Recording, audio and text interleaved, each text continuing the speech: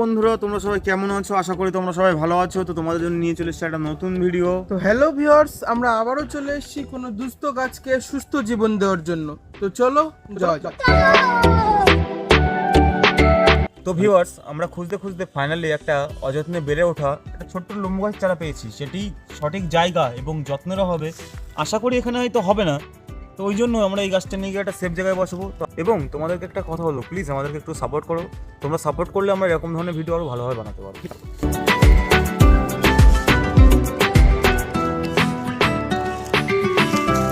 তো viewers, finally অনেক কষ্ট করে গাছটা আমরা তুলতে সক্ষম হয়েছি। তো গাছটা দেখো, ছোট্ট একটা নান্নামুন্না গাছ, এর একটাই পাতা আছে এই গাছটাতে। তো আমাদের দেখে খুব খারাপ লেগেছিলো, ওই জন্য আমরা গাছটা তুলে নিয়ে গিয়ে একটা সেফ জায়গায় বসাবো, যাতে এই গাছটা একটা সুস্থভাবে সবলভাবে বেড়ে উঠতে পারে নিজের ইচ্ছায়। তো তোমরা দেখতে থাকো, আর একটাই কথা বলবো তোমাদেরকে, প্লিজ আমাদেরকে সাপোর্ট করো যাতে এরকম ধরনের ভিডিও বানাতে পারি।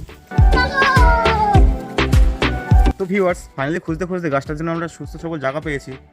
গাছটা দেখে হয়তো তোমাদের পছন্দ হবে না, ছোট হতে পারে, কিন্তু এই গাছটা ভবিষ্যতে অনেক মানুষের অক্সিজেনে সাহায্য করবে।